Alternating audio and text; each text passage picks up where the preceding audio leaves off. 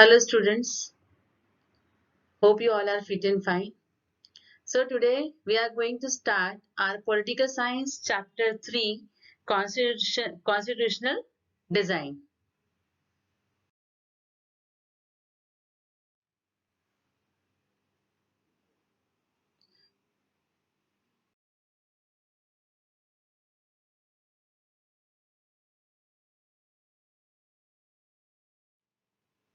So we are going to discuss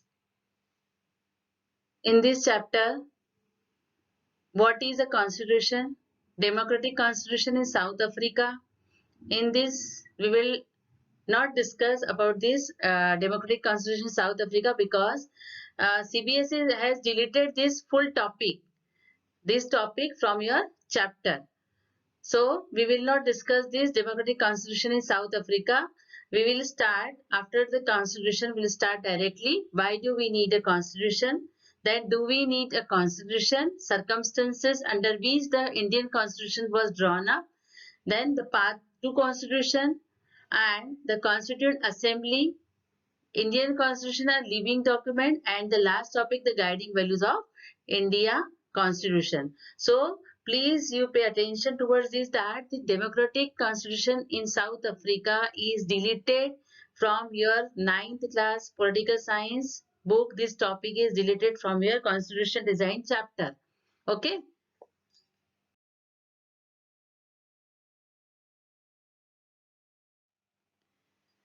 This lesson deals with the word constitution as a whole. So here in this lesson, the example is given of South Africa, but we don't want to discuss this. And the period in which the Indian constitution was made, we will discuss. The key features of Indian constitution are discussed.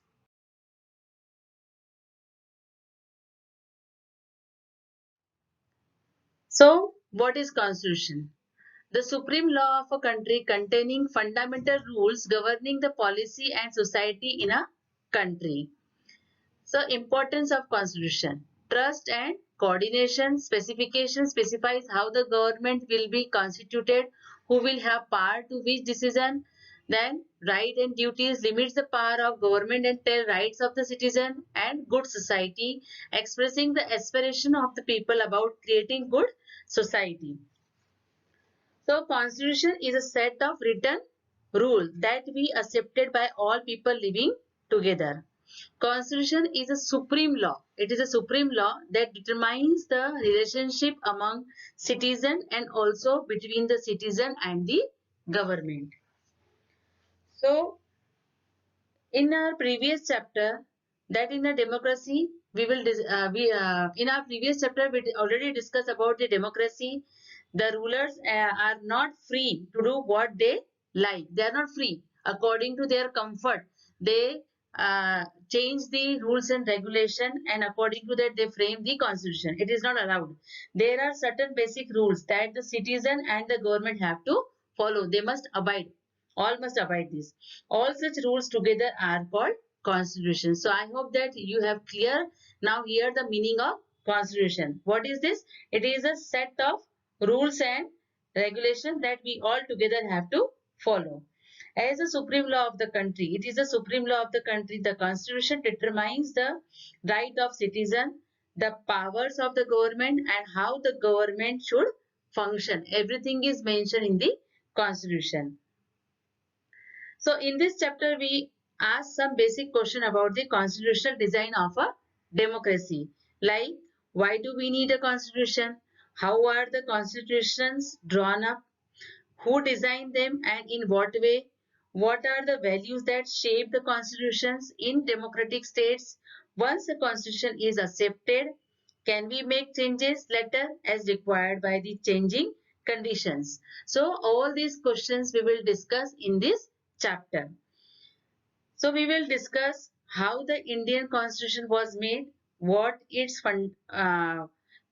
foundational values are, and how it provides a good framework for the conduct of citizens' life and that of the government. So all these things, all these questions, all these topics we will discuss in this chapter in our next slides.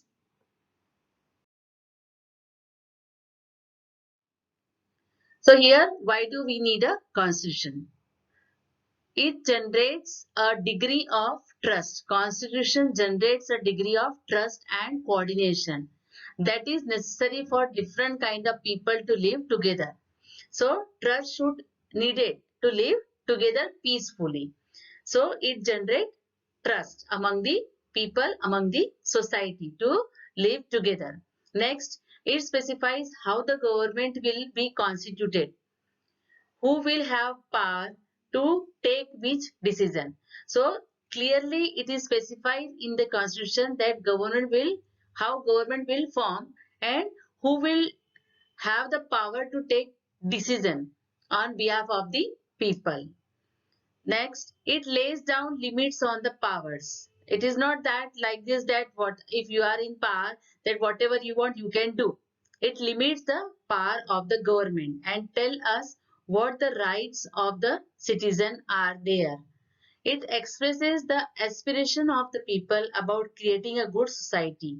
So how with the help of the constitution, people are able to create a good society. They will learn how to live together peacefully. All countries, but the reality is that all countries that have constitutions are not necessarily democratic. But all countries that are democratic, they must have to follow constitution. They are having constitution.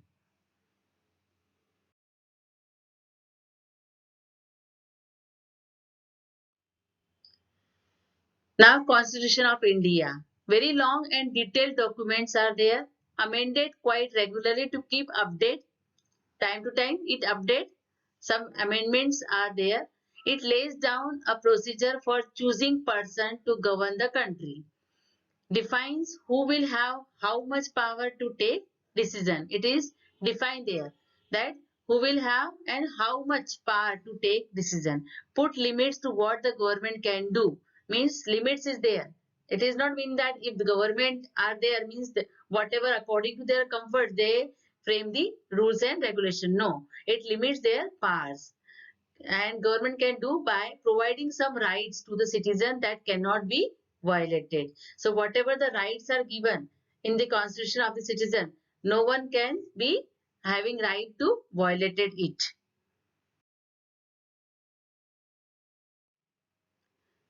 Now, making of the Indian Constitution, some challenges faced by our leaders to frame the Constitution. Now, India's Constitution was drawn up under very difficult circumstances. When Britishers left our India, they ruined our full economy. After that, it is the great responsibility on our leaders how to frame the Constitution for the independent India. So they face lots of challenges and they face very difficult circumstances also. The making of the constitution for a huge and diverse country like India was not an easy task for our leaders. The country was born through a partition on the basis of religious differences. So many religions are there in our country, and according to religious basis, a country is already partitioned. So many partitions are unification of the princely states means some princely states don't want to merge their estates. So this is a big task in front of our leaders to mix them in independent India, to make them agree, to unify. So the makers of the constitution had anxieties about the present and future of the country. They are having little anxiety about their present circumstances and the future of the country. Unlike South Africa, Indian constitution makers had concerns during the freedom struggle itself about what a democratic India should look like. So it was there in their mind. When the Britishers left India, they started thinking over this, what the how democratic India should look like. In 1928, Motilal Nehru and other leaders drafted a constitution for India. So before that getting independence, our leaders started thinking over this. They started working over the independent India and the constitution. So in 1928, Motilal Nehru and other leaders drafted a constitution for a pre-independent India. The Karachi session of the Congress deliberated on how independent India should look like. So in the Karachi session, they discussed among the so many leaders that how the independent India should look like in after getting independence. Many educated Indians were familiarized with the political and legislative institution during the colonial, the British rule. They familiarize, they update themselves, they learn. So many educated leaders learn how to handle the Constitution of India, how to frame the Constitution of India after getting independence from the Britishers. So they started, before getting independence, they started work on this matter. Years of thinking and deliberation on the framework of the Constitution had another benefit. Many of the leaders were inspired by the ideas of the French Revolution, the Socialist Revolution in Russia, etc. So many leaders inspired. Already we discussed the French Revolution chapter of your history. So they inspired from the ideas of the French Revolution, that is the liberty, equality, and the justice. So, and the Socialist Revolution, they learned so many things.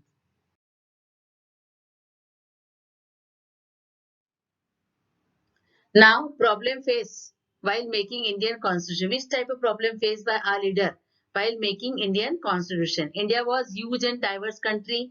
Already I told you so many religions are there, religious beliefs are there, so many religions are there. So it is our country is a very huge country, very big population and diverse countries there.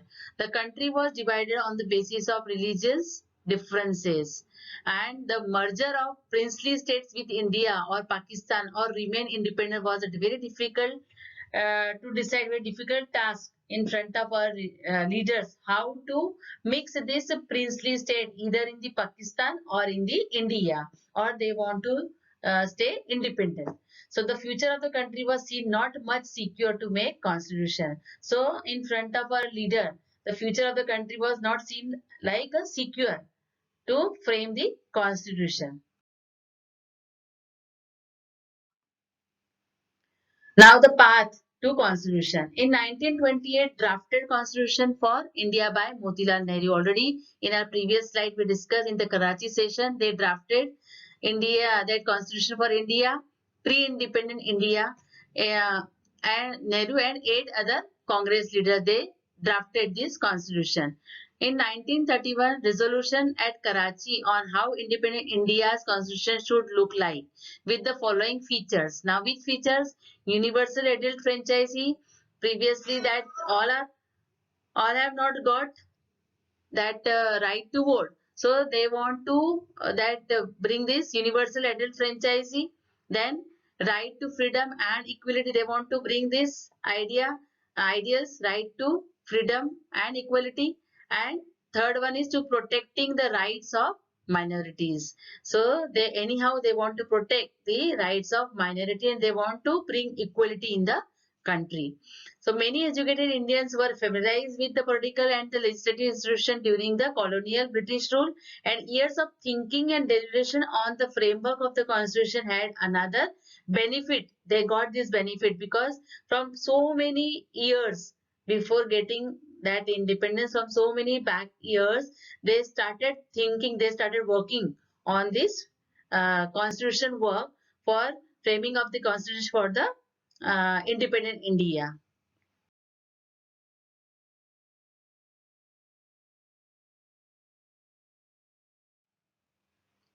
Now, the Constituent Assembly, 1946. The drafting of the Constitution was done by an assembly of elected representatives. So, elected representatives are there, they are having the responsibility of drafting the Constitution. 299 members were there, called the Constituent Assembly. They were called Constituent Assembly, keeping the following points in mind. Now, 299 members are there for drafting this Constitution. First, universal adult franchisee, right to freedom, equality, and to protecting the rights of the minority. They want to work on these three important tasks, three important matter. The assembly was dominated by the Indian Nationalist Congress, INC. Indian Nationalist Congress. It has many non-Congress members also there in this drafting committee. The constitution doesn't reflect the views of its members alone. It expresses the aspiration of all people. Not only they are working on the whatever the views given by the members of these 290 members, but they started thinking of the common people, and according to that they started framing the constitution.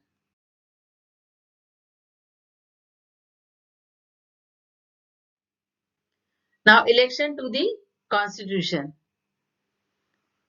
Election to the Constituent Assembly were held in July 1946 and its first meeting in December 1946. Afterwards, the country was divided into India and Pakistan.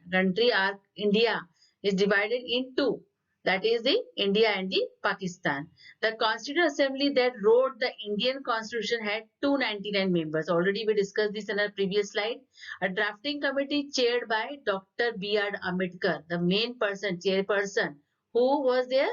Drafting committee chairperson, Dr. B.R. Ambedkar, prepared a draft constitution for discussion. He prepared one draft of the constitution. On that, they started discussing over that so many issues. It was discussed clause by clause through several rounds of discussion. They started discussing one by one all the clause, and several rounds of discussion held over there. The Assembly adopted the Constitution on 26 November 1949. They adopted Constitution on which date? 26 November 1949, and came into effect on 26 January 1950, the Republic Day. We are celebrating this 26 January as a Republic Day. So it came into effect, Constitution came into effect in which year? 1950, 26 January.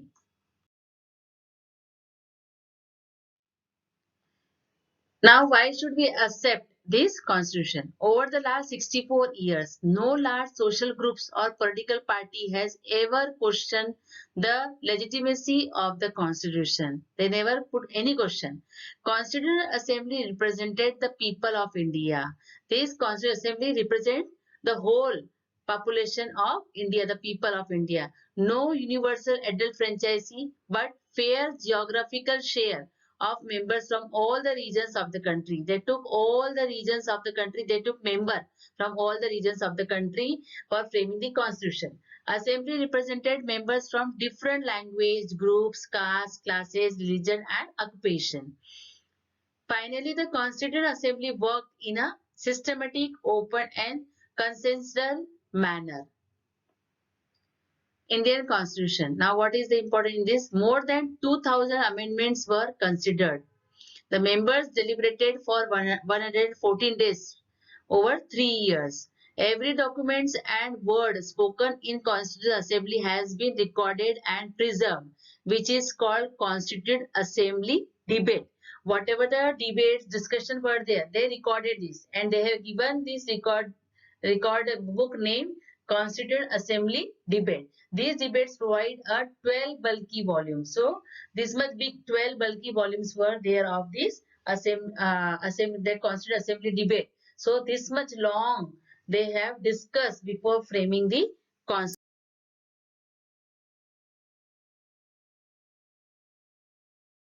Constitution. Now, the important thing in this chapter we are going to discuss is the preamble. The Constitution begins with a short statement of its basic values. This is called the preamble to the Constitution.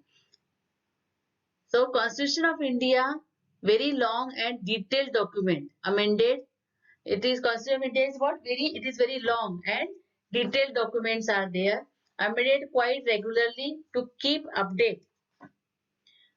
It lays down a procedure for choosing person to govern the country, defines who will have how much power to take decision, put limits to what the government can do by providing some rights to the citizen that cannot be violated. So here we have discussed about the Constitution of India. That is the now first I want to tell you the meaning of preamble. What is preamble? It is an introductory statement in a constitution which states the reason and guiding values of the constitution. It is an introductory part of the constitution. In this part, it states the Reasons and guiding values of the constitution. What are the guiding values are there? It states this. So constitution of India is a very long and detailed document. It is the longest one in the world. Very long and detailed documents are there, and amended quite regularly to keep update. Amendments are there to update it. It lays down a procedure for choosing person to govern the country. So full procedure is given how to choose a person to govern the country, and it defines who will have how much power to take decision, which department is having which power and how much power. It limits the power of the government, put limits to what the government can do by providing some rights to the citizen that cannot be violated, what to do and what not to do. It every limits were mentioned in this constitution. So I hope you clear this slide.